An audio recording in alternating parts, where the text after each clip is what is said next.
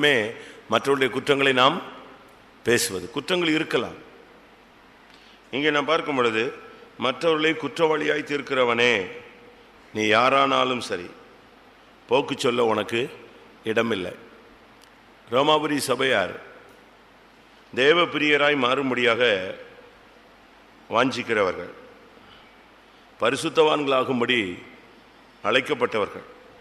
ஆனால் அவருடைய வாழ்க்கையில் மற்றவர்களை குற்றவாளியாக குற்றம் தீர்க்கிற ஒரு ஆவி இருந்துச்சு. இன்னைக்கு நம்மள அந்த சுபாவம் இருக்கா? நம்முடைய வாழ்க்கையில் அப்படிப்பட்ட குறைகள் இருக்கா என்பதை நாம் ஆராய்ந்து பார்க்க வேண்டியது அவசியம். வெளிப்படுத்தல் 12ஆம் அதிகாரம் 10ஆம் வசனம். 12 பைபிள் கொடு. இந்த பைபிள்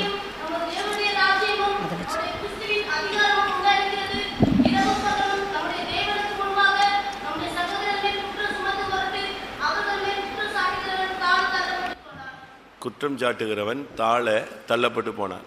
இது யாரு? பிசாசு, சாத்தான், வலுசர்ப்பம், பழைய பாம்பு. இவனுக்கு பேர் தான் குற்றம் சாட்டுகிறது. இப்போ நம்ம ஆளுங்க அந்த போஸ்டிங் எடுத்துக்கிறான். அதான் விஷயம். நம்முடைய அநேகர் சாத்தானுடைய வேலையை இவங்க தன்னுடைய வேலையாக என்ன செஞ்சுக்கிறாங்க? எடுத்துக்கிறாங்க. அவங்க குற்றம் சாட்ட வேண்டிய அவசியமே இல்லை. யார் குற்றம் சாட்டுறா? இப்போ நம்ம ஊழியக்காரங்களே குற்றம் சாட்டுறாங்க, நம்முடைய விசுவாசிகளே குற்றம் சாட்டுறாங்க, நம்முடைய பழைய விசுவாசிகளே ஒருத்தர் என்ன செய்றாங்க? குற்றம் சாட்டுறாங்க. குற்றம் சாட்டுகிறவன் யாரு? பழைய பாம்பு. இப்போ பழைய பாம்பு சும்மா இருக்கு, இப்போ புதிய பாம்பு தான் வேலை பார்க்குது. புதுசாக வந்தவங்க தான் இப்போ நமக்குள்ளே இருக்கிற நம்மில் அநேகர் யாரா மாறிட்டோம்? இப்படிப்பட்ட நபர்களாய் மாறிட்டோம். அதனால தான் சபையினுடைய முன்னேற்றம் தடைபடுகிறது. நாம பரிசுத்தவான்களாக முடிய அழைக்கப்பட்டுட்டு மற்றவர்களை குற்றவாளியாக தீர்த்தா, பைபிள் சொல்லுது, நீ மற்ற எந்த குற்றத்தின்படி அவனை குற்றம் சாட்டுகிறாயோ நீ உன்னைத்தானே குற்றவாளியாக தீர்க்கிறாய். மத்தேயு எழுதின சுவிசேஷம் இயேசு சொல்றாரு, உன் கண்ணில் இருக்கிற உத்தரத்தை எடுத்து போடு, மற்றவன் கண்ணில் இருக்கிற துரும்ப போய் நீ என்ன செய்ய வேண்டாம், தேடி கண்டுபிடிக்க வேண்டாம். வாசிங்க. நீ உன் கண்ணில் இருக்கிற உத்திரத்தை உணராமல் உன் சகோதரன் கண்ணில் இருக்கிற துன்பை பார்க்கிறது என்ன? இதோ உன் கண்ணில் உத்திரம் இருக்கையில் உன் சகோதரனை நோக்கி, நான் உன் கண்ணில் இருக்கும் துரும்பை எடுத்து போடட்டும் என்று நீ சொல்வது எப்படி? எப்படி இருக்கு? நம்ம மற்றவங்க கண்ணில் இருக்கிறதான நம்ம கண்ணுக்குள்ள என்ன இருக்கு? நம்ம கண்ணுக்குள்ள என்ன இருக்கு? உத்தரம் இருக்கு. உத்தரம்னா தெரியுமா? இந்த இருக்கு பாருங்க, இந்த பீமுக்கு பேர் தான் இங்கிலீஷில் பீம்னு சொல்றானே, இது வீட்டில் மரத்தில் போட்டுருமா, அதுக்கு பேர் தான் என்னது? உத்தரம். பரலோகத்தில் போய் நிற்கும் போது நான் பாவம் செய்யலை அப்படின்னு சொன்னால், எந்த ரூமில் வச்சு பாவம் செஞ்சியோ அந்த ரூமில் இருக்கிற உத்தரம் வந்து சாட்சி சொல்லணும்னு இருக்கு பைபிளில். இருக்கா? உத்தரம் வந்து என்ன செய்யும்? சாட்சி சொல்லும். நீ இந்த தப்பு இந்த இடத்துல இத்தனாம் தேதி இந்த நான் இருந்தல்ல அந்த ரூமில், அந்த உத்தரம் இருந்துச்சுல, அந்த ரூம் தான். வாசிங்க.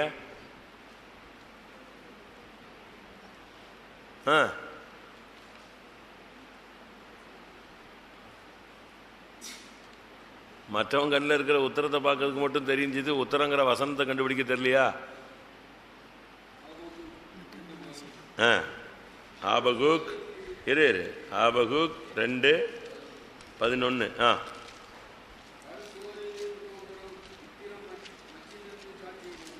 கல் வந்து சுவரில் இருந்து என்ன செய்யுமா? சாட்சி சொல்லும், கூப்பிடும். வாசிங்க, மைக்கில் வாசிங்க. கல்லு சுவரில் இருந்து கூப்பிடும், உத்திரம் மச்சியிலிருந்து சாட்சியிடும். அது தெளிவா பேசும். நம்ம கண்ணில் இருக்கிற உத்தரத்தை எடுக்கிறத விட்டு அடுத்தவங்க கண்ணில் இருக்கிற துரும்ப கொஞ்சம் எடுத்து போடட்டா, ஊதட்டா, நல்லா ஊதுனா வெளியே வந்துடும். கசக்காதீங்க, கொஞ்சம் நான் ஊதுறேன், ஊதுனா என்ன செஞ்சிடும்? வெளியே வந்துடும். ஊதுனா வெளியே வரும். ஆனா துரும்பு வெளியே வந்துடும். உத்தரம் ஊதுனா என்ன செய்யாது? வராது. உத்தரம் வந்து ஊதுனா வராது, பிடுங்கினாதான் வரும். அதனால நம்ம இந்த நாட்கள்ல எவ்வளவு பேருடைய குற்றங்களை பேசி வச்சுக்கிட்டு இருக்கோம்னு பாருங்க. நம்முடைய வாழ்க்கையில நம்ம எத்தனை பேர் குற்றம், மற்றவருடைய குற்றங்களை லிஸ்ட் போட்டு வச்சிருக்கிறோம். நம்ம அநேகருக்கு இது ஒரு இது பழக்க வழக்கங்கள். தயவு செய்து இந்த கேரக்டர் நீங்க பலிபீடத்தில் வைங்க. இந்த சுபாவத்தை நீங்க எங்க வைங்க? பலிபீடத்தில் வச்சிருங்க. ஆண்டவரே போதும் சுவாமி, நான் எல்லாரையும் குற்றவாளியை தீர்த்தது போதும், நான் இனிமேல் குற்றம் சாட்டக்கூடாது. குற்றஞ்சாட்டி குற்றஞ்சாட்டி குற்றஞ்சாட்டி கடைசியில் நான் யாரா மாறிட்டேன்? குற்றவாளியாய் மாறிவிட்டேன். அப்படிதான் பைபிள் சொல்லுது. நம்முடைய பகுதியில் எவ்வளோ குற்றங்கள் இருக்குங்கிறத நம்ம பார்க்கணும். நாம் அதை விட்டுட்டு மற்றவங்களில் உள்ள இருக்கிற ஒரு துரும்ப போய் தேடிக்கிட்டு இருக்கக்கூடாது. 4ஆம் வசனம், ரோமர் 2ஆம் அதிகாரம் 4ஆம் வசனம். இனி தடவு. ரோமர் 2:4. அல்லது தேவ தயவு நீ குணப்படும்படி உன்னை ஏவுகிறது என்று அறியாமல் அவருடைய தயவு, பொறுமை, நீடிய சாந்தம் இவைகளின் ஐஸ்வர்யத்தை அஷ்டை பண்ணுகிறாயோ. நம்மில் அநேகர் ஆண்டோடைய கிருபையை அசட்டை பண்றோம், ஆண்டோடைய தயவை அசட்டை பண்ணுகிறோம், ஆண்டோடைய பொறுமையை அசட்டை பண்றோம், ஆண்டோடைய ஐஸ்வர்யத்தை அசட்டை பண்றோம். பெரியவங்களை ஒரு சிலர் அசட்டை பண்ணுவாங்க. பா இவங்க என்ன சொல்றது, இது எப்போ பார்த்தாலும் இப்படி தான் பேசிக்கிட்டே இருக்கும். எது மாடா மனுஷனா? நீ எந்த அளவின்படி அளக்கிறாயோ அந்த அளவின்படி நீ என்ன செய்வாய்? காஞ்ச ஓலை வந்து மேல இருந்து மரத்துல இருந்து கீழே விழுந்துருச்சு. பச்சை ஓலை சொல்லிச்சான், உன் கதை முடிஞ்சு போச்சான்னு. அது விழுந்துட்டே வரும்போது சொல்லிச்சான், இன்னும் கொஞ்ச நாள் உன் கதை என்ன செய்யும்? இதே கதை தான். நீங்க மற்றவங்களை அசட்டை பண்றீங்களா? புருஷனை அசட்டை பண்றவங்க உண்டு. வஸ்தியை குறித்து பைபிளில் சொல்லி இருக்கிறது. அவ செஞ்சதுனால தேசத்தில் உள்ள எல்லா பெண்களும் என்ன செய்வாங்க? புருஷனை அசட்டை பண்ணுவாங்க. அதனால என்ன விளையும் தெரியுமா? தேசத்தில் குடும்பங்களில் எரிச்சல் விளையும், ஆசீர்வாதம் விளையாது. எது விளையும்? அப்படித்தான் அங்கே உள்ள பிரதானிகள் சொன்னாங்க ராஜாட்ட, இது இப்படியே விட்டா இது ஒத்து வராது. எல்லாரும் தங்களுடைய புருஷனை வாசிங்க 1:17 ராஜாவாகிய ஆகாஸ் வேறு ராஜஸ்ரீயாகிய வஸ்தியை தமக்கு முன்பாக அழைத்து வர சொன்னபோது அவள் வரமாட்டோம் என்கிற செய்தி எல்லா ஸ்திரீகளுக்கும் பிரசித்தமானால் அவர்களும் தங்கள் புருஷரை தங்கள் பார்வையில் அற்பமாய் எண்ணுவார்கள். இன்றைய தினமே பெர்சியாவிலும் மேதியாவிலும் உள்ள பிரபுக்களின் ஸ்திரீகள் ராஜஸ்திரீயின் செய்தியை கேட்கும்போது ராஜாவின் பிரபுக்கள் எல்லாம் அப்படியே சொல்லுவார்கள். மிகுந்த அசட்டையும் எரிச்சலும் விளையும். மிகுந்த அசட்டையும் எரிச்சலும் விளையும். நம்ம இன்னைக்கு வாழ்க்கையில் யாரையும் அசட்டை பண்ணக்கூடாது, அற்பமாக எண்ணக்கூடாது. ரொம்ப கவனமாக இருக்க வேண்டிய காலம். நீ அசட்டை பண்ணினால் நீ அசட்டை பண்ண படுவாய். 2 சாமுவேல் 12ஆம் அதிகாரம் 9-10. 2 சாமுவேல் 12:9-10. கர்த்தருடைய பார்வைக்கு பொல்லாப்பான இந்த காரியத்தை செய்து அவருடைய வார்த்தையை நீ அசட்டை பண்ணினது என்ன? ஏத்தியனாகிய உரியாவை நீ பட்டயத்தால் மடிவித்து அவன் மனைவியை உனக்கு மனைவியாக எடுத்துக்கொண்டு அவனை அம்மோன் புத்திரனின் பட்டயத்தாலே கொன்று போட்டாய். இப்போதும் நீ என்னை அசட்டை பண்ணி ஏத்தியனாகிய உரியாவின் மனைவியை உனக்கு மனைவியாக எடுத்துக்கொண்டபடியினால் பட்டயம் என்றைக்கும் உன் வீட்டை விட்டு விலகாதிருக்கும். அசட்டை பண்றவங்களுடைய வாழ்க்கையில பட்டயம் பாதிப்பு இருந்துகிட்டே இருக்கும். மற்றவங்களை நம்ம அசட்டை பண்ண உனக்கு விரோதமாக பட்டயம் பிரேக்கில் நின்றுக்கிட்டே இருக்கும். அப்பப்போ உனக்கு பிரச்சனை வந்துக்கிட்டே இருக்கும். பட்டயம் வந்து குத்தும், வெட்டும். ஏதாவது பிரச்சனை வந்து ஒரு சில ஊழியக்காரங்க விசுவாசிகளுக்கு கண்டினியூவாக இருக்குது, நிம்மதி இல்லாத ஒரு போராட்டம் இருக்குன்னு சொன்னால் நீங்கள் மற்றவங்களை அசட்டை பண்ணுறீங்களான்னு பாருங்கள். கர்த்தர் சொல்கிறார், அவருடைய வார்த்தையை நீ அசட்டை பண்ணினாய். திருப்பி சொல்கிறாரு, நீ என்னை அசட்டை பண்ணினாய். என் வார்த்தையை அசட்டை பண்ணது மாத்திரமல்ல, என்ன செய்கிற, என்னையும் அசட்டை பண்ணுற. ஆனால் அப்படின்னாலும் உன் வாழ்க்கையில் பட்டயம் எப்பொழுது இருக்கும்? நம்ம மற்றவங்களை அசட்டை பண்ணுறோமா? தேவனுடைய தயவை அசட்டை பண்ணாத. கர்த்தர் உன்ட்ட பேசும் பொழுது தேவனுடைய சத்தத்துக்கு கீழ்ப்படி. ஆண்டவர் உன்னோடு இடைபெடும் பொழுது அதுக்கு கீழ்ப்படிஞ்சிரு. நீ பாட்டுக்கு அசட்டை பண்ணி போய்கிட்டே இருக்காத. அசட்டை பண்ணால் அவ்வளோதான், ஆண்டவர் அசட்டை பண்ண ஆரம்பிச்சிடுவார். உன் ஜெபம் அசட்டை பண்ணப்படும், உன் வேண்டுதல் அசட்டை பண்ணப்படும், உன் கண்ணீர் அசட்டை பண்ணப்படும், உன்னுடைய முழங்கால் அசட்டை பண்ணப்படும். ஆண்டவர் அது கண்டுக்கவே மாட்டார். கத்திட்டு கிடக்குதுன்னு சொல்லுவார். அப்படி தானே இருக்கு பைபிளில். ஒரு சிலருடைய ஜெபத்தை கத்தர் கேட்கறதே இல்லையா. போய் போய் போய் போய்னு கத்த வேண்டிதான். கத்தி கத்தி கத்தி கத்தி கத்தினா ஒரு ஜெபத்தை கத்தர் கேட்க மாட்டார். அப்படி இருக்கா வசனம்? புலம்பல்ல நீங்கள் பார்த்தீங்கன்னா வேதம் சொல்லுகிறது, நான் அவர்கள் ஜெபத்தை கேளாதபடி என்னை மூடிக்கொண்டேன். 4ஆம் அதிகாரம் 44 சாரி 3:44.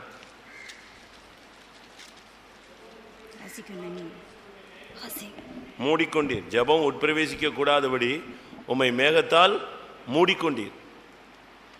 அப்போ நம்ம ஜெபிச்சுட்டே கிடக்க வேண்டியதான். மற்றவங்களை அசட்டை பண்ணிட்டு நீ கனம் பண்ணப்பட முடியாது.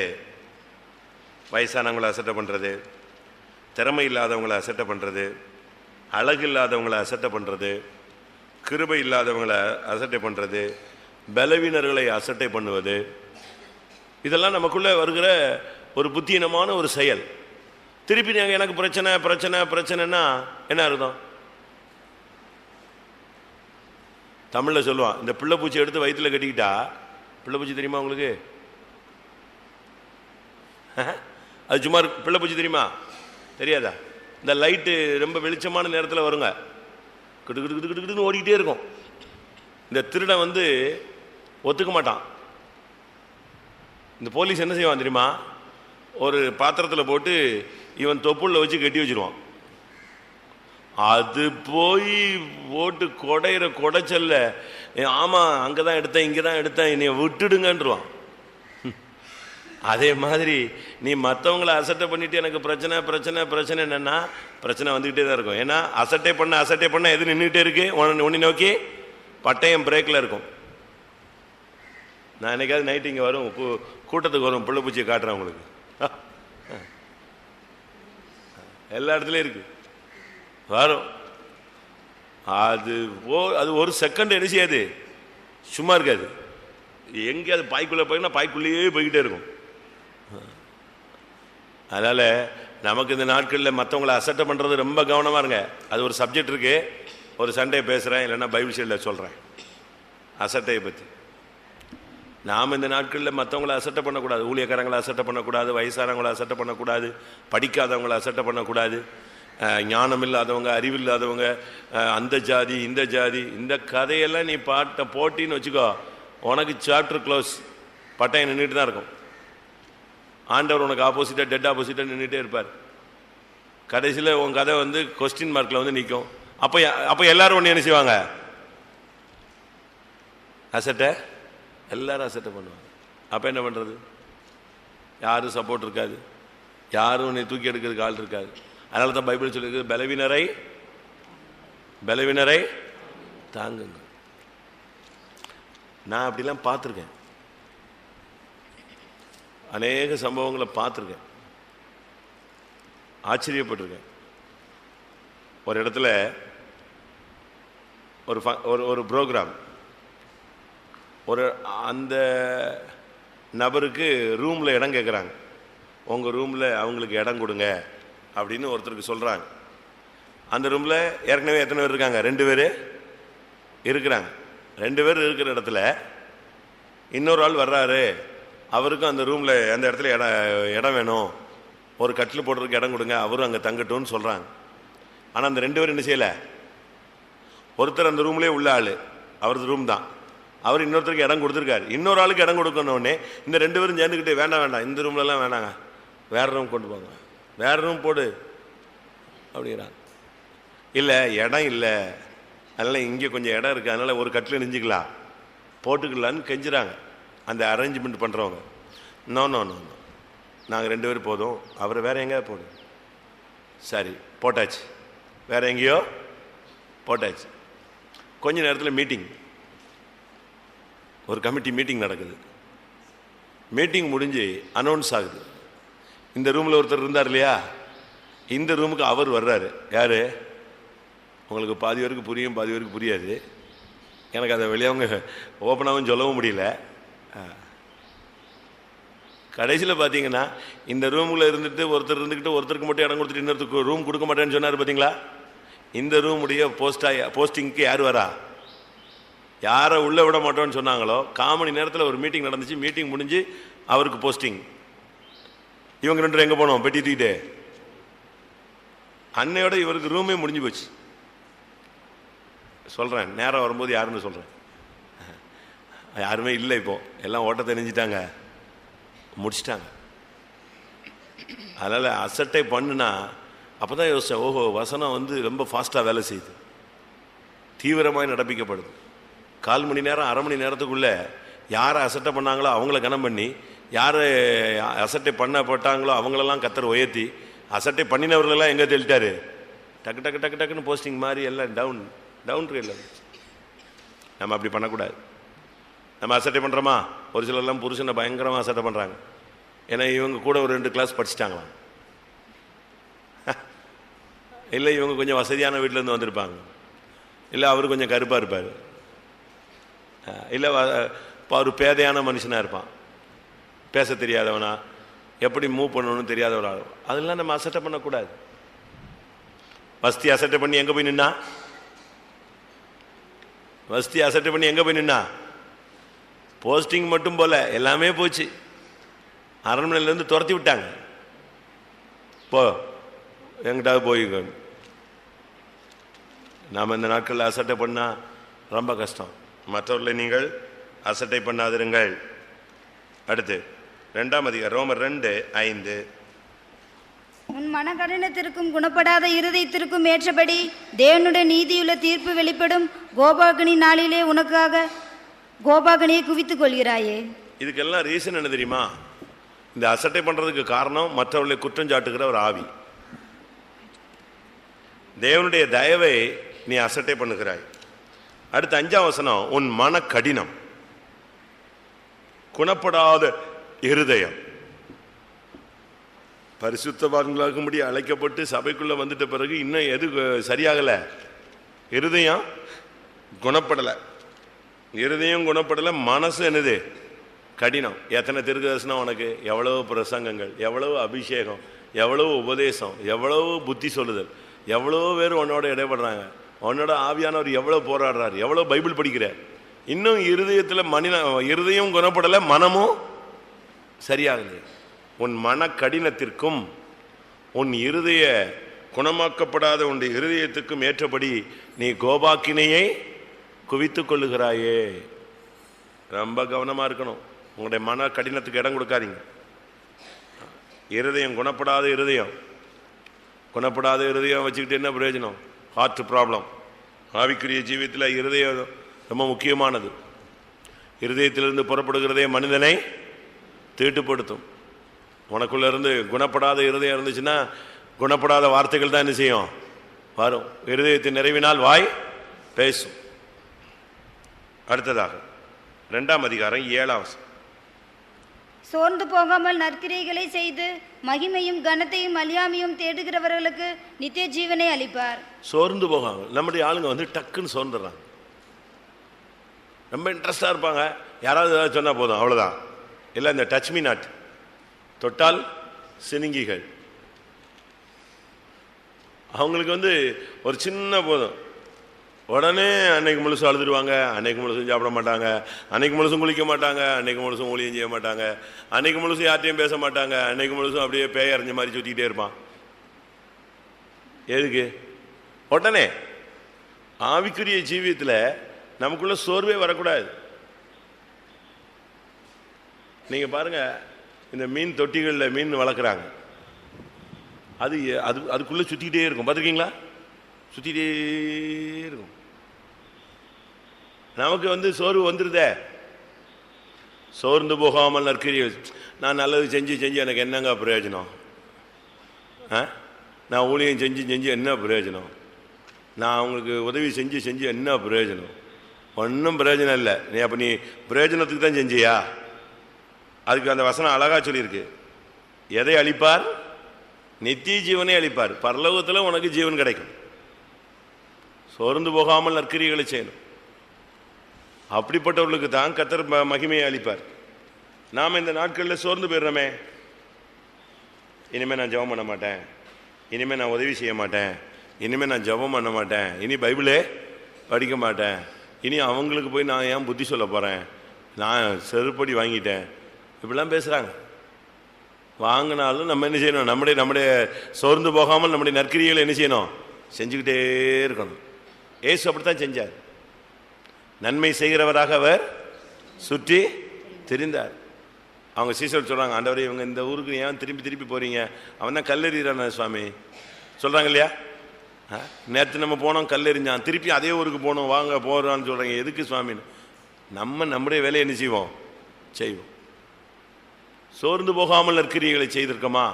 எத்தனை விஷயம் சோர்ந்து போயிருப்போம். எலியா பயங்கரமான எழுப்புதல் உள்ள ஆள். ஆனால் எசபேல் அவனை கொன்னே விடுவோன்னு சொன்ன உடனே அதோட எதை விட்டுட்டான்? ஊழியத்தை விட்டான். அது வரைக்கும் பயங்கர எழுப்புதல். ஒருவனையும் விடாதிருங்கள், எல்லாரையும் பிடியுங்கள், நான் சொல்லுகிறவனை வெட்டுங்கள், இதோ அக்கினி இறங்கும், எல்லாம் கதையெல்லாம் போட்டுட்டு இருப்போம். பயங்கர பிரசங்கம் ஃபுல் ஸ்விங்கில் பண்ணிட்டு இருந்த ஆள் கடைசியில் பார்த்தீங்கன்னா நாளை இந்நேரம் நீ இருக்க மாட்டேன்னு தான் அதோட ஓடினான். பெயர் சபாவுக்கு ஓடினான், அங்கே ஓடுனான். கடைசியில் வேலைக்காரனை பார்த்தா, எனக்கு நீ வேலைக்கே வேணாண்டா, போடா நீ வேண்டாம், நான் வாழ்ந்த நாளே சாக போகிறேன், எனக்கு எதுக்கு வேலைக்காரன் போன்னு சொல்லிட்டு போயிட்டான். திருப்பி போனான், சூரச்செடி கிடச்சிது, அவ்வளோதான், பேசாமல் இழுத்து மூடி தூங்கிட்டான். இன்றைக்கி அநேகர் சோர்ந்து போய் எங்கேயோ போய் தூங்கிட்டு இருக்கோம். யோனா வல்லமையான தீர்க்கதரிசி. யோனாவை பற்றி பைபிளில் ஷார்ட்டாக தான் இருக்குது. அதுக்கு முன்னால் பல தேசங்களை அசைத்ததுனால தான் தேசத்தில் உள்ள அதிபதிகளை அவன் தீர்க்க தரிசனத்தை கேட்டு நெஞ்சாங்க, மிரண்டாங்க. புரியுதா? திடீர்னு ஒருத்தன் நீனிவேக்கு வந்திருக்கான், யோனான்னு ஒருத்தன் வந்திருக்கான், அவன் ஒருத்தன் தீர்க்கதரிசனம் சொல்கிறான், தேசம் கவிழ்க்கப்பட்டு போகணும், அவனை அடித்து கொள்ளுங்கடான் இருப்பான். ஆனால் அவனை பற்றி பேச்சு எப்படி இருந்துச்சு? இவன் இதுக்கு முன்னால் ஒரு தேசத்துக்கு போய் சொன்னான், அந்த தேசம் கவிழ்க்கப்பட்டு போயிடுச்சு, அங்கே போய் தீர்க்க தரிசனம் சொன்னான், இவன் தீர்க்க தரிசனம் சொன்னால் அது அப்படியே நடக்கும், தொலைஞ்சது நம்ம தேசம். இப்படி செய்தி யாருக்கு போச்சு?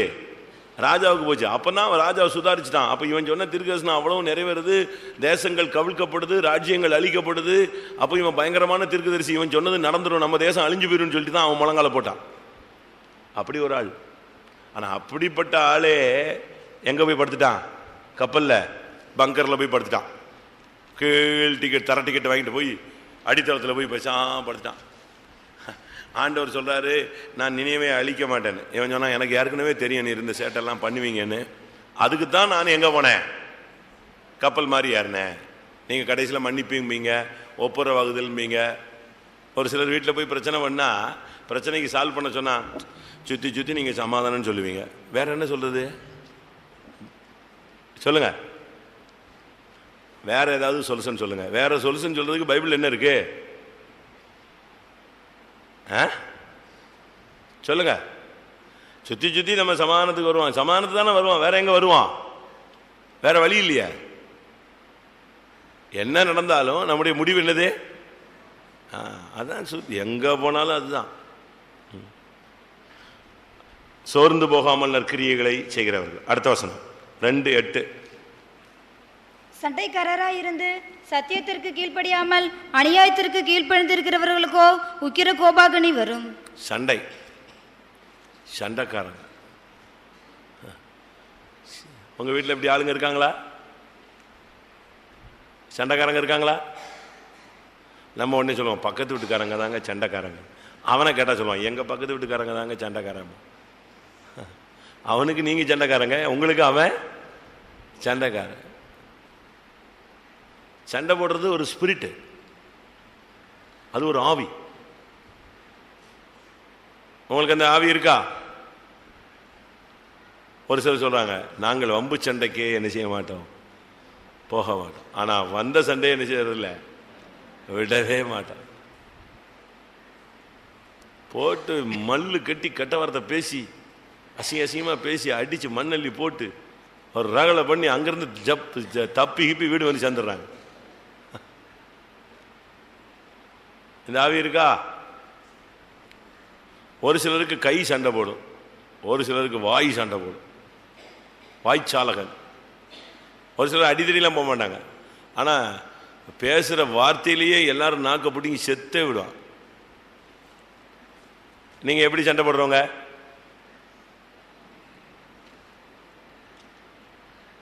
No comments. பதிலே இல்லை. அப்படியே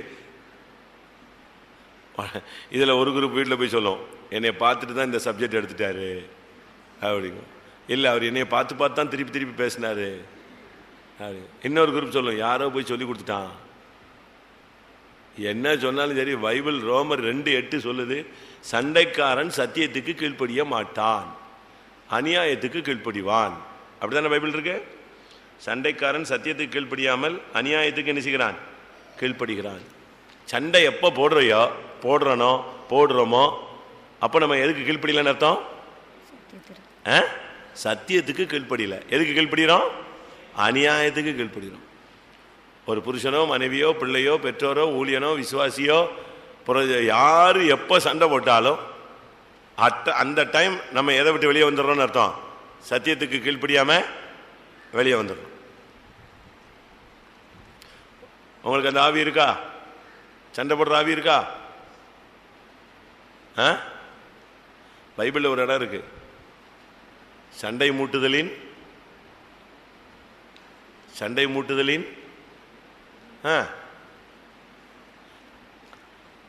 தெரியாதா? என்னதான் தெரியும்? சண்டை மூட்டுதலின் வாசலா? ஒரு வாசலுக்கு பேரா? எனக்கு சரியா ஞாபகம் இல்லை, ஆனால் கண்டுபிடிச்சு சொல்லிடுறேன். சண்டை மூட்டுதலின் கிணறா ஏதோ ஒன்று இருக்கு. அந்த இடத்துக்கு பேர் என்னது? சண்டை மூட்டுறது. நீதிமொழிகள் 26:21. என்னது? நீதிமொழிகள் 26:21. 25 26. வாசி பாப்போம். கரிகள் தழலுக்கும் விறகு நெருப்புக்கும் ஏதுவானது போல வாதிப்பிரியன் சண்டைகளை மூட்டுகிறதுக்கு ஏதுவானவன்.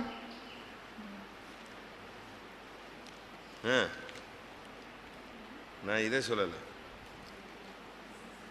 சண்டை மூட்டுதலின் நான் பிரசங்கம் பண்ணியிருக்கேன். தெற்கு தரிசன புஸ்தகங்களில் இப்படி ஒரு இடம் இருக்கு, சண்டை மூட்டுதலின்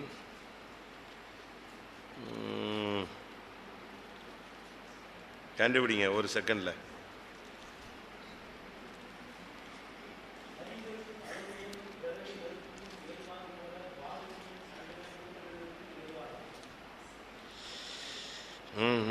நான் சொன்னது தீர்க்க தரிசன புஸ்தகத்தில் ஃபர்ஸ்ட் பார்ட்டில் டாப்பில் இருக்கும். இடம் தெரியும், வசனம் தெரியவில்லை. சண்டை மூட்டுதல்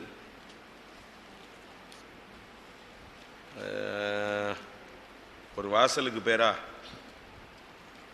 சண்டை மூட்டுதலின் ஏதோ எசேக்கியேல் 47:19.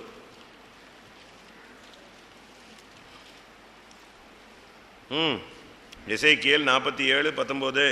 தென்முலையான தென்புறம் தாமார் துவக்கி காதேசில் உள்ள சண்டை மூட்டுதலின் தண்ணீர்கள் மட்டாகவும் ஆறு மட்டாகவும் பெரிய சமுத்திரம் மட்டாகவும் இருப்பது இது தென்முலையான தென்புறம். காதேசில் உள்ள சண்டை மூட்டுதலின் தண்ணீர்கள். அந்த தண்ணி இடத்துல இந்த குழாயடி சண்டைம்பாங்கல்ல, இதே மாதிரி பைப்பில் தண்ணி எடுக்கிறதுல எப்படியா சண்டை போட்டுருவாங்க. டெய்லி ஒரு ஆள் சண்டை போட்டுக்கிட்டே இருப்பான். இவன் கூட ஒரு பெரிய குடத்தை தூக்கி வச்சிருவான், இல்லை ஒரு சின்ன ஒரு அரை குடம் தூக்கிட்டு வருவான், இல்லை இன்னும் ஒரு பக்கெட்டை தூக்கி உள்ள நுழைப்பான், இல்லை யாரும் கவனிக்கலன்னா இன்னொரு 2 குடத்தை பிடிச்சிட்டு போயிடுவான். அவ்வளோதான், அன்னைக்கு பிசாசு அந்த ரோட்டில் பூந்துருவான். சண்டை மூட்டுதலின் தண்ணீர் இது எங்க இருந்துச்சு தெரியுமா? காதேஸ். காதேஸ்னு என்ன அர்த்தம் தெரியுமா? பரிசுத்தம்னு அர்த்தம். காதேஸ்னு என்ன அர்த்தம்? பரிசுத்தம். இந்த காதேசுக்குள்ள என்ன இருந்துச்சு? சண்டை மூட்டுதலின் இந்த தண்ணிக்கு எல்லா பயிலும் எல்லாரும் சேர்ந்து சண்டை போடுறது. காவேரி தண்ணிக்காக இப்போ எவ்வளோ தமிழ்நாடும் ஆந்திராவும் சண்டை போடுற மாதிரி.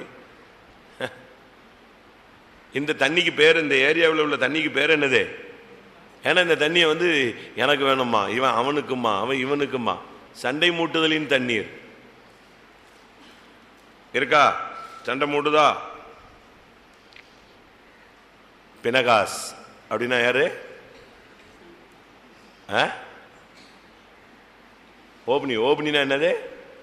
ஓபனினா சண்டைக்காரன் அப்படின்னு அர்த்தம். ஏலி தன் பிள்ளைக்கு பேர் வச்சிருக்கான். என்னது? ஓப்னி பினகாஸ். ஓப்னின்னா என்ன அர்த்தம்? சண்டைக்காரன். நல்லா தான் பேர் வச்சிருக்கான். அந்த பையன் ஏதாவது சேட்டை பண்ணியிருப்பான்னு நினைக்கிறேன். நமக்கு இந்த நாட்களில் சண்டை போடுற ஆவி இருக்கா?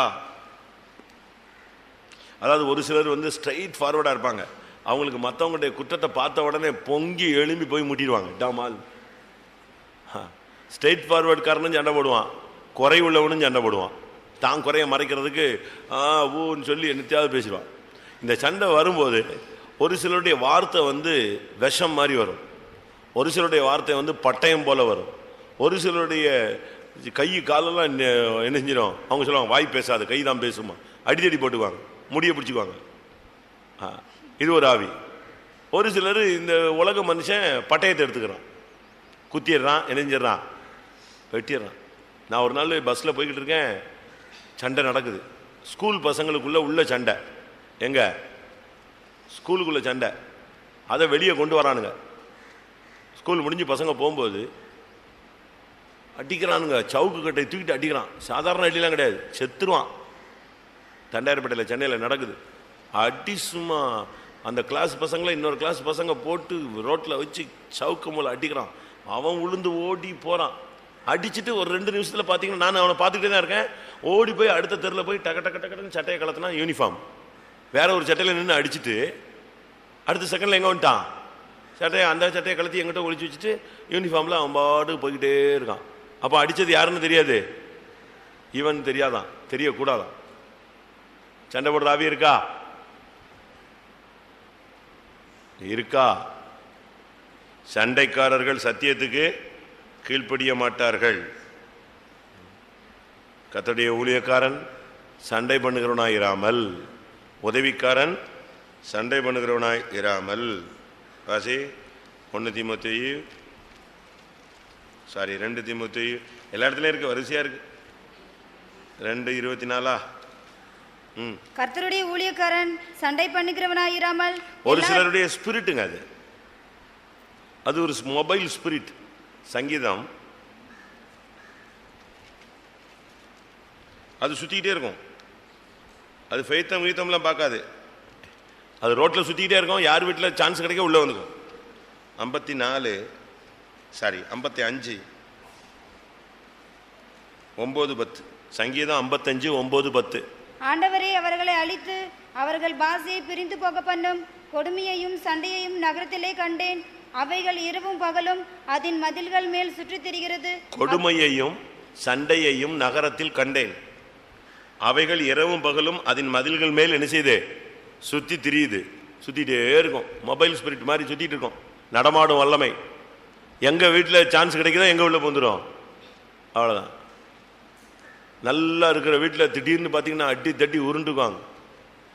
பொல்லாத ஆவி நமக்குள்ள இருக்கா? சண்டைக்காரராக இருந்து சத்தியத்துக்கு கீழ்ப்படியாமல் அநியாயத்துக்கு கீழ்ப்படுகிற ஒரு ஸ்பிரிட் இருக்கு.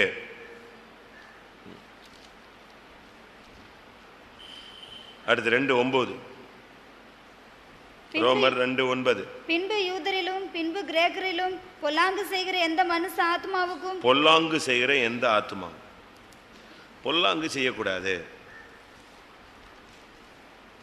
பொல்லாங்காய் தோன்றுகிற எல்லாவற்றையும் விட்டு விலகுங்கள். தோன்றுகிற பொல்லாங்கல்ல. பொல்லாங்கா தோன்றிருச்சா, தப்பா எடுத்துக்கிறாங்களா, தப்பா விளங்கிக்கிறாங்களா, மற்றவங்க தப்புன்னு பேச ஆரம்பிச்சிட்டாங்களா, விட்டுரு. நீ ஏன் அங்கே நிற்கிற, நீ அங்கேயும் பேசுகிற, நீ அங்கேயும் பல்ல காட்டுற, நீ அங்கேயும் உட்கார்ந்துருக்கிற. தவறு அப்படிங்கிற ஒரு குற்றச்சாட்டு பைபிள் வாசிங்க, புதிய ஏற்பாட்டில் வாசிங்க. பொல்லாங்காய் தோன்றுகிற எல்லாவற்றையும் விட்டு விலகுங்கள். 1 தெசலோனிக்கேயர் 5:22.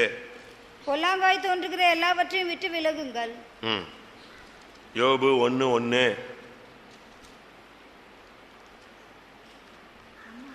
உத்தமனும் சன்மார்க்கனும் தேவனுக்கு பயந்தவனும் பொல்லாப்புக்கு விலகுகிறவனுமாய் இருந்தான். யோபு வந்து பொல்லாப்புக்கு விலகுகிறவன். அதாவது எது தப்புன்னு, தப்பு சரின்னு இல்லை, தப்புன்னு யாராவது நினைச்சிட்டா கூட அது வேண்டாம். ரைட்டு, தவறாக விளங்கிக்கிட்டாவே அது அந்த சப்ஜெக்ட் நமக்கு தேவையில்லை. நீ ஏன் இங்கே நிற்கிற அப்படின்ட்டாங்கன்னா சாரி, ஏன் நின்னா என்ன, பேசுனா என்ன, அவன் வயசு என்ன, இவ வயசு என்ன, அவன் யாரு இவன் யாரு, இந்த சப்ஜெக்ட்ல நீ பேசாத. நான் அந்த வீட்டுக்கு போனா என்ன, இந்த வீட்டுக்கு போனா என்ன, நீ இப்படி என்னைக்கு கேள்வி கேட்டையோ அன்னைக்கு உன் வாழ்க்கையில் விழுகையில் உச்சகட்டத்துக்கு வந்துட்டேன்னு அர்த்தம்.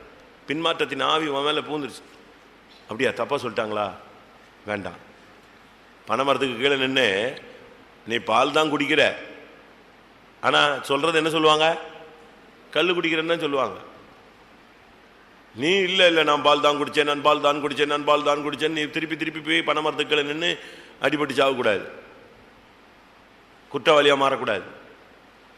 உன் மேலே தப்புன்னு சொல்கிறாங்களா, தப்பு இருக்கோ இல்லையோ உனக்கும் தேவனுக்கும் தெரியும். Right, okay.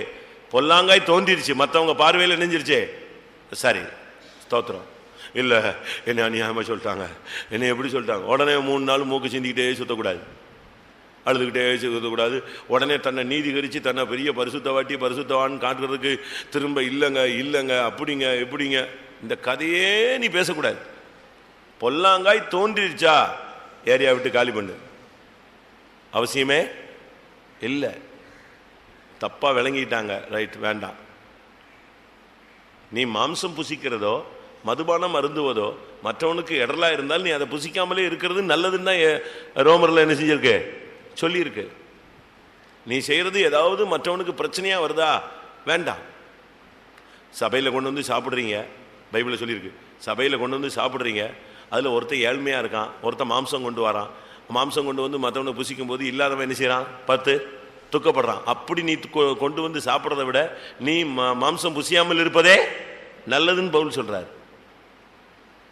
நீ ஒரு ட்ரெஸ்ஸை போட்டுட்டு வருவ, இடக்கா முடக்கா போட்டு வருவ, நீங்கள் ஒரு சண்டே ஸ்கூல் டீச்சராக இருக்கலாம், இல்லாவிட்ட முக்கியமான விசுவாசியாக இருக்கலாம், நீங்கள் உங்கள் பிள்ளைக்கோ பேர பிள்ளைக்கோ டிசைனாக ஒன்று போட்டு வருவீங்க. இதை பார்த்து ஒரு புதிய ஆத்மா அவன் என்ன சொல்லுவான், அப்போ இப்படி போட்டால் ஒன்றும் இல்லை தப்பு இல்லை போட்டிருக்குன்னு அவன் போட்டு வருவான். அதை பார்த்து இன்னும் 4 பேர் போட்டு வருவாங்க. கடைசியில் நம்ம ஆளுல ஒரு அரைக்காடு ஆள் போய் ஏன் இப்படிலாம் ட்ரெஸ் போடுற அப்படின்னு புதிய ஆத்மாவை போய் போயிட்டுமா. ஆனால் முதல்ல போட்டு வந்த பழைய விசுவாசியை போய் இவன் செய்ய மாட்டான், பேச மாட்டான். பேசினா வேலையை பார்த்து போடான்னா அடிச்சுடுவான், அவனை போய் திருத்த முடியாது இவனுக்கு. இந்த புதுசாக வர்றவங்கள போய் ஏன் நகை போட்ட, ஏன் நீ ஒயிட் அண்ட் ஒயிட் போடல, நீ எப்படி மருந்து எடுத்த, இதை போய் சொல்லுவான். இந்த வேலையே பண்ணக்கூடாது. பொல்லாங்காய் தோன்றுகிற எல்லாவற்றையும் விட்டு விலகு. இங்கே கூட ஒரு விசுவாசி ஒரு புதிய ஆத்மா நகை போட்டு வந்திருக்கு, போய் இங்கெல்லாம் வர்றதா இருந்தால் நீங்கள் நகையே போடக்கூடாது. நீ எங்கள் வானத்திலேருந்து இறங்கி வந்துட்டியா, இல்லை நீ உனக்கு இந்த ஊழியம் கொடுத்தது யாரு, உனக்கு இந்த ஊழியம் கொடுத்துருக்காரு ஆண்டவர்.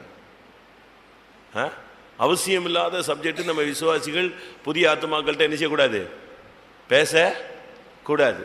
உன் குடும்பத்திலேயே சாக்கடை கணக்கு வழக்கு இல்லாமல் இருக்கு, நீ அடுத்தவங்கள்ட்ட போய் கதையெல்லாம் பேசக்கூடாது. ஒரு புதிய ஆத்மா வருதுன்னா உடனே நீங்கள் அவங்கள வந்து எப்படிலாம், அதாவது இவங்க ரொம்ப தங்களை ஒரு பெரிய பரிசுத்தவான்களா காட்டிக்கிறது. நான் ஒரு இடத்துல இருந்தேன், ஒரு அம்மா இருந்துச்சு, நல்ல ஒரு சகோதரி தான், ஆனால் இந்த சேட்டையெல்லாம் பண்ணும். தான் வீட்டில் வேலை பார்த்துச்சு ஒரு சகோதரி. அந்த சகோதரியை எப்படியாவது சபைக்குள்ளே கொண்டு வந்துச்சு. ஒரு 4 வாரம் கூட்டு வந்துச்சு. 4 வாரம் அந்த சகோதரி வந்துருச்சு. 5ஆவது வாரம் நீ நகையை கழிச்சிட்டு வா, அப்போ தான் நான் உன்னை கொண்டு போனதுக்கு அர்த்தமே இருக்குது. எங்கே சபைக்கு கொண்டு போனதுக்கு அர்த்தம். அந்த சிஸ்டர் சொல்லிச்சு, என் வீட்டுக்காரன் குடிக்காரங்க, நான் உங்கள் வீட்டுக்கு வேலைக்கு தான் வந்திருக்கேன், என்னைய வீட்டுக்கு போய் நான் குடும்பம் நடத்தணுமா இல்லை கொண்டு விடுறதுக்கா, அடிச்சு போடுவான். அப்படின்னா உனக்கு வேலை தர மாட்டேன், நீ வேலைக்கு வராது. நகையை கலத்துறதுக்கா வேலைக்கு வச்ச நீ? நம்ம ஆளுங்க இந்த அதிக பிரசங்கித்தனம் பண்ணிக்கிட்டு ஆத்துமாக்களை இடற வச்சுட்டு இவனும் பரலவும் போக மாட்டான், வந்தவனையும் பரலவும் போக விட மாட்டான். பரலவ ராஜ்யத்தின் திறவுகோலை வச்சுக்கிட்டு பூட்டி வச்சுக்கிறது இவனும் போகிறதில்ல. இந்த நாய்க்கு தேங்காய் மாட்டிக்கிச்சான், உடச்சி சாப்பிட முடியாது. ஆனால் யாரும் கிட்ட போய் அதை என்ன செய்ய முடியாது, கொடுக்குமா நாயே? அதையும் கொடுக்காது. அதை கவிட்டு புளியும் போக முடியாது, திங்கவும் முடியாது, உடைக்கவும் முடியாது. ஆனால் யார் கையில் கொடுக்காது?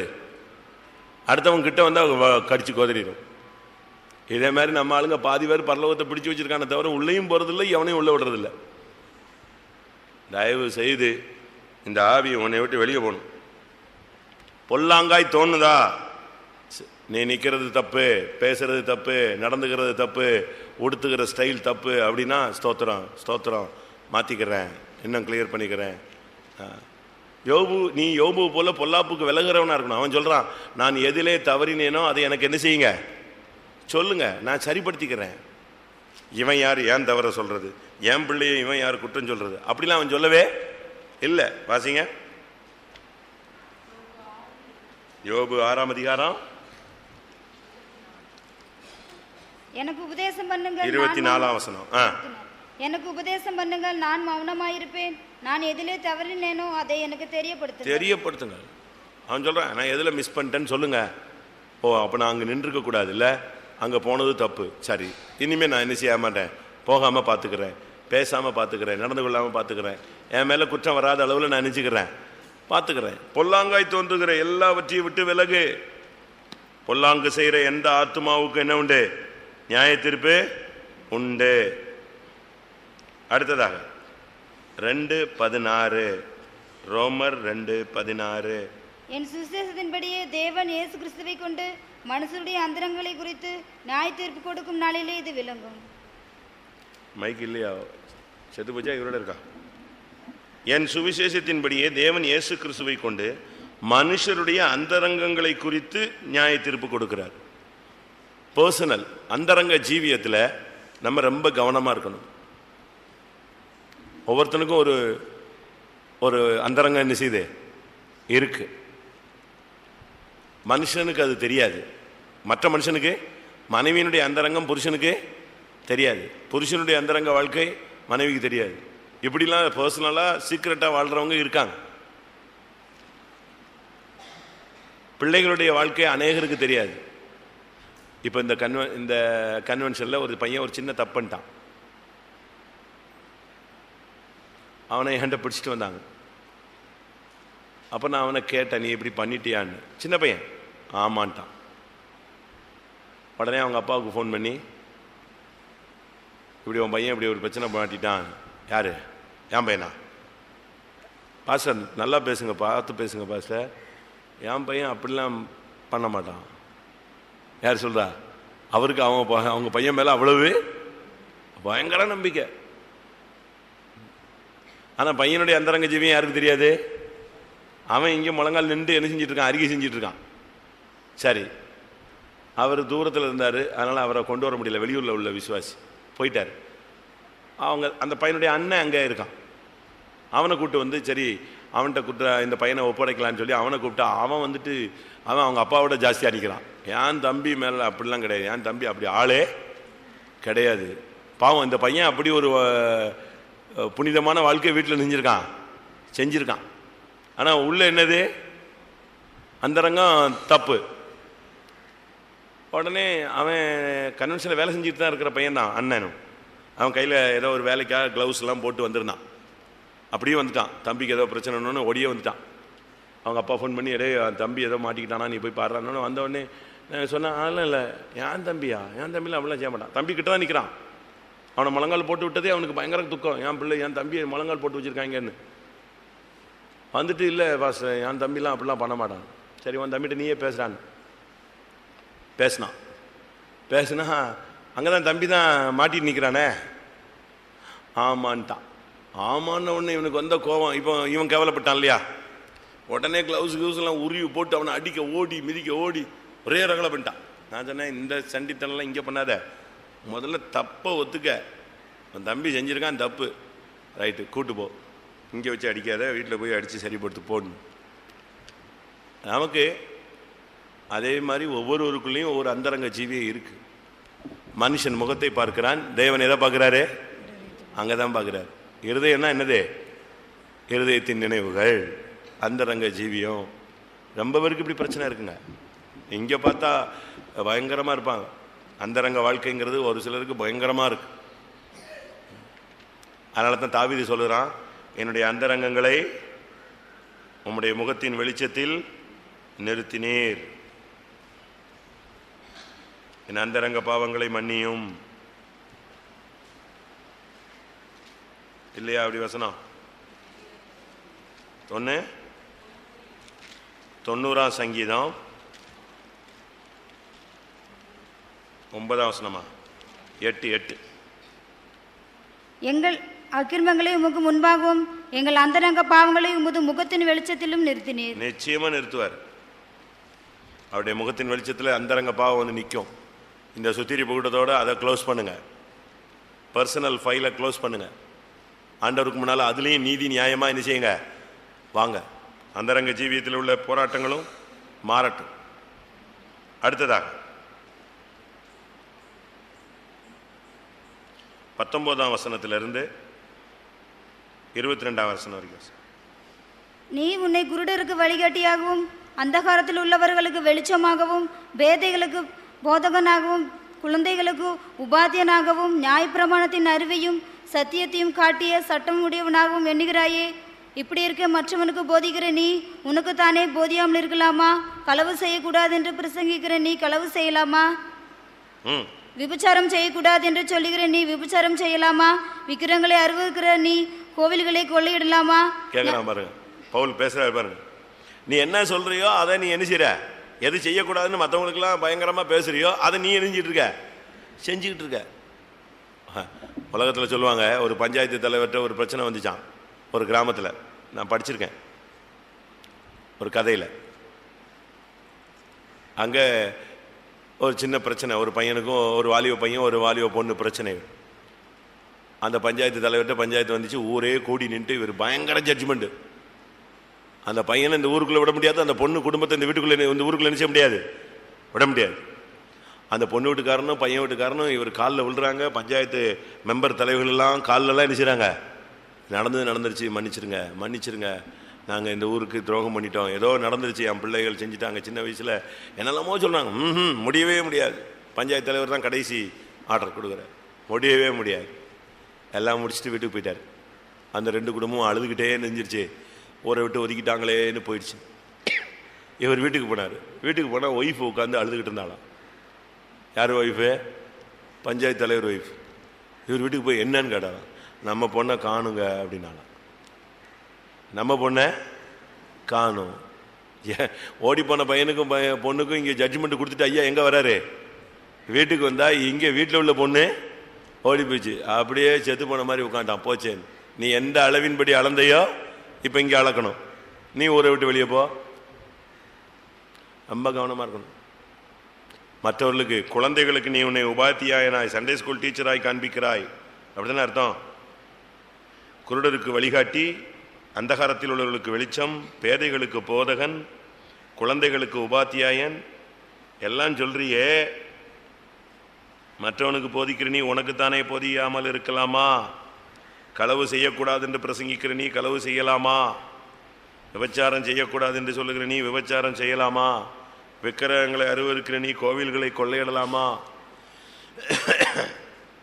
யோசிச்சு பாருங்க. எங்கள் செக்யூரிட்டி டிபார்ட்மெண்ட்டில் ஒரு ஆள் ரொம்ப ஆக்டிவாக ஒர்க் பண்ணுவார். நேற்று ரிப்போர்ட்டு, நேற்று நான் வெளியே எங்கேயோ போயிட்டு இருந்தேன், ஃபோன் வந்துச்சு. உங்கள் டிபார்ட்மெண்ட்டில் உள்ளவர் தெரியுமா? ஆமாம் தெரியும், இவர் நல்லா இருந்தார். ஆமாம், அவங்க பையன் பயங்கரமான திருடன். யார் பையன்? இவர் ஹோம் கார்டில் பெரிய ஆள், ஆனால் பையன் யார்? பயங்கர திருடன். நான் சொன்னேன், சரி ரைட் ஓகே, ஜட்ஜ்மெண்ட் கரெக்டாக இருந்தால் என்ன செய்யுங்க, போஸ்ட் அந்த டியூட்டிக்குள்ளேயே விட்டுறாதீங்கன்ட்டு. வேண்டாம், எங்கள் டிபார்ட்மெண்ட்டுக்கே ஆள் வேண்டாம். நம்ம இன்னைக்கு எதை போதிக்கிறோமோ அதுக்கு ஆப்போசிட்டாக நம்ம செஞ்சால் பிரயோஜனமே இல்லை.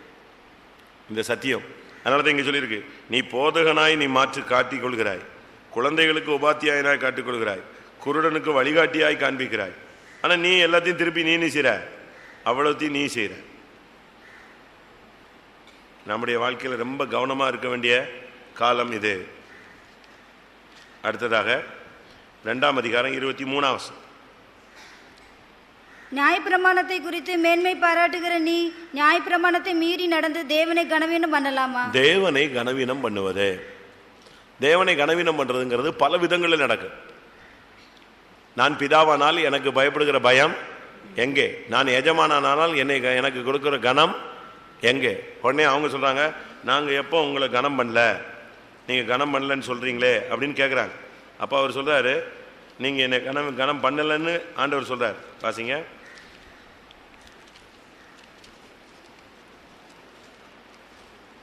மல்கியா 1 அதிகாரம் 6.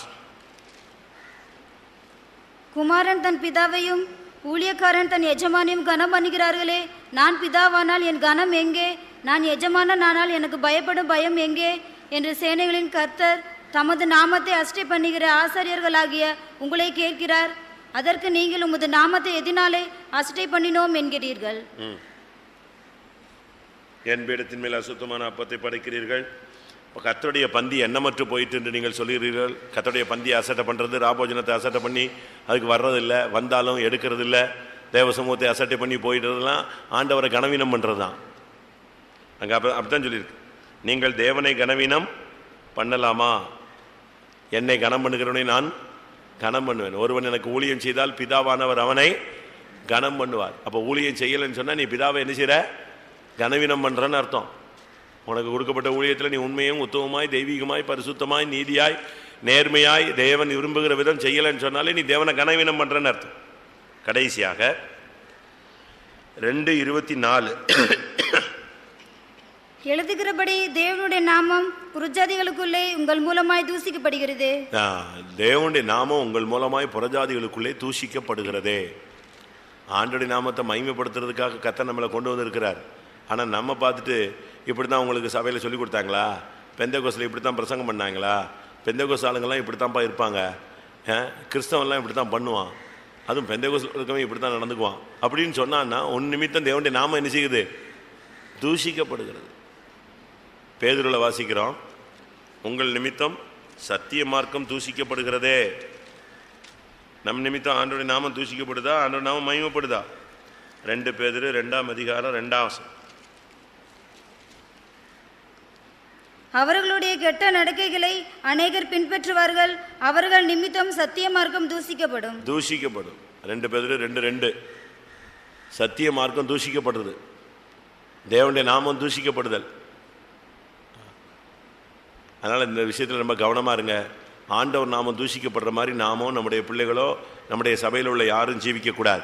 எல்லாரும் கண்களை மூடுவோம். ரோமர் 2 அதிகாரத்தில் உள்ளதான குற்றச்சாட்டுகளுக்கு காரணம் மற்றவர்களை குற்றவாளியாய் தீர்க்கிற ஸ்பாவம். மற்றவர்களை குற்றவாளியாய் தீர்க்கிறவனுடைய ஸ்பாவத்தில் அவன் மற்றவர்களை அசட்டை பண்ணுவான். மற்றவர்களை குற்றவாளியாய் தீர்க்கிறவனுடைய மனம் கடினப்பட்டிருக்கும். மற்றவர்களை குற்றவாளியாய் தீர்க்கிறவனுடைய இருதயம் குணப்படாததாய் இருக்கும். மற்றவர்களை குற்றம் சாட்டுகிறவன் சோர்ந்து போவான். மற்றவர்களை குற்றம் சாட்டுகிறவன் சண்டை போடுகிறவனாய் மாறுவான். மற்றவர்களை குற்றம் சாட்டுகிறவன் பொல்லாங்கு செய்கிறவனாய் மாறுவான். மற்றவர்களை குற்றம் சாட்டுகிறவன் அந்தரங்க ஜீவியத்தில் தோல்வி இருக்கும். மற்றவர்களை குற்றம் சாட்டுகிறவன் தான் சொன்ன சத்தியத்தின்படி ஜீவிக்க மாட்டான்.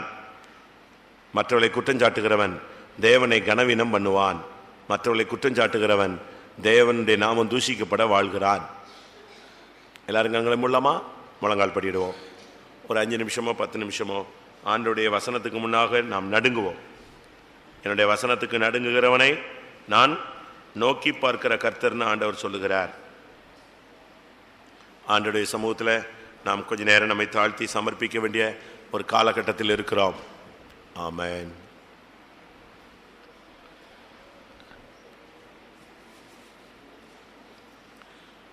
சிங்காசனத்தை நோக்கி பார்ப்போம். கிருபாசனத்தை நோக்கி பார்ப்போம்.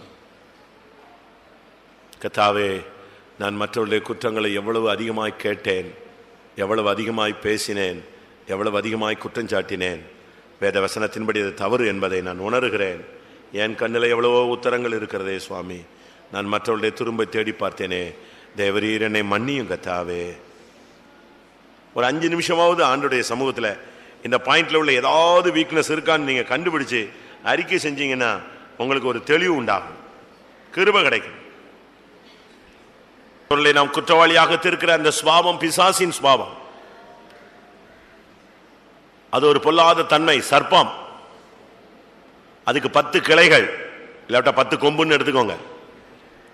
மற்றவர்களை குற்றஞ்சாட்டுகிற பிராக்டிஸ் நமக்குள்ள இருந்துச்சுன்னா நமக்குள்ள 10 விதமான கிளைகள், கொம்புகள், செயல்பாடுகள் இருக்கும்.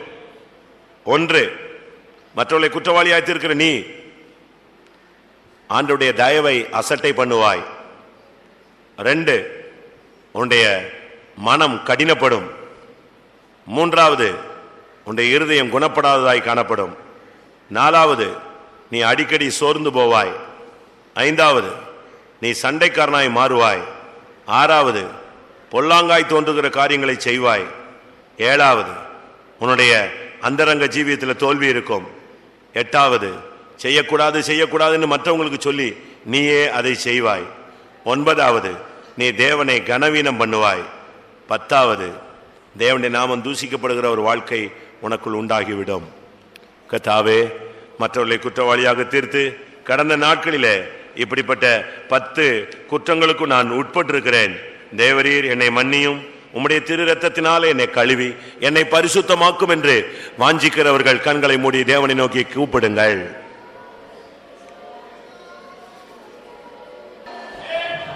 ஆமென். ஆமென். அநேக விசை என்னுடைய வாழ்வில் ஊழியத்தின் பாதைகளில் என்னுடைய சூழ்நிலைகளில் நான் இந்த குற்றஞ்சாட்டுகிற வல்லமையினால் நான் பாதிக்கப்பட்டிருக்கிறேன். அது நிமித்தம் நான் தேவனுடைய தயவை அசட்டை பண்ணியிருக்கிறேன். அது நிமித்தம் என்னுடைய மனம் கடினப்பட்டிருக்கிறது. அது நிமித்தம் நான் குணப்படாத இருதயம் உள்ளவனாய் மாறிப்போனேன்.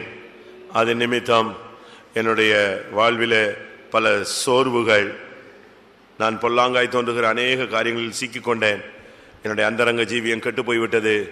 எதை செய்யக்கூடாதோ என்று நான் மற்றவர்களுக்கு சொல்கிறேனோ அதையே நான் செய்யக்கூடியவனாய், தேவனை கனவீனம் பண்ணுகிறவனாய், ஆண்டவருடைய நாமம் தூஷிக்கப்படுவதற்கு ஏதுவாக என்னுடைய வாழ்க்கை அமைந்து விட்டது என்று யாராவது உணர்த்தப்பட்டால் எழும்பி நீங்கள் அறிக்கையிடலாம். 1 10 உண்டாக்குகிறது. ஆமென். நம்முடைய அறிக்கையை தேவன் காண்கிறார், கேட்கிறார், உணர்கிறார். இரவும் பகலும் குற்றஞ்சாட்டுகிறவன் தள்ளப்பட்டு போகட்டும். நம்முடைய மனதை விட்டு அந்த வல்லமை தள்ளப்படட்டும். நம்முடைய ஊழியத்தை விட்டு அந்த வல்லமை தள்ளப்படட்டும். நம்முடைய குடும்பத்தை விட்டு அந்த வல்லமை தள்ளப்படட்டும். இரவும் பகலும் குற்றஞ்சாட்டுகிறவன் தள்ளப்பட்டு போகட்டும். சபையை குற்றஞ்சாட்டுகிற வல்லமை ஊழியர்களுக்குள்ளே குற்றஞ்சாட்டுகிற ஆவி, விசுவாசிகளுக்குள்ளே குற்றஞ்சாட்டுகிற ஆவி இயேசுவின் நாமத்தினால தீகாராமானியா தள்ளட்டு. பயக்கேனாமானியா சாத்தானே, குற்றம் சொல்லுகிற ஆவி, குற்றம் சாட்டுகிற ஆவி, குற்றம் கண்டுபிடிக்கிற ஆவி விழுந்து போகட்டும். ஈசாஸ் ஐக்கமேனாபாங்கரபலாப்திரான் ஹேக்கமானியா ரபலாப்திரபலபலபலபலபகர துரானியா ரபைக்கமிலபாவு ஷரபானியா நகதுரானா. இயேசுவே,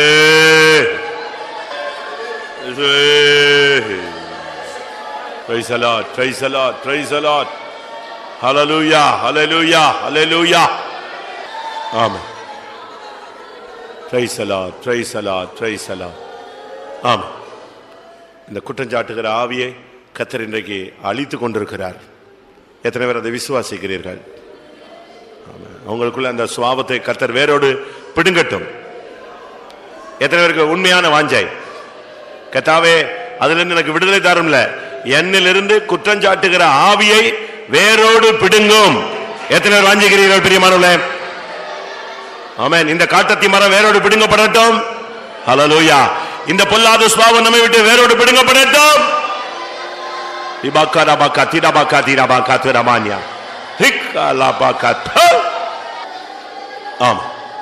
கர்த்தருடைய சமூகத்துக்காய் ஸ்தோத்திரம் பண்ணுவோம். நம்முடைய நிலவரங்களை, நம்முடைய மறைவான காரியங்களை விளங்கிக் கொள்ள ஒரு வாய்ப்பை தந்தார். அதற்காக ஸ்தோத்திரம் பண்ணுவோம். கிருபையுள்ள தேவன் நம்மை சுத்திரித்துக் கொண்டிருக்கிறார். அதற்காக ஸ்தோத்திரம் பண்ணுவோம்.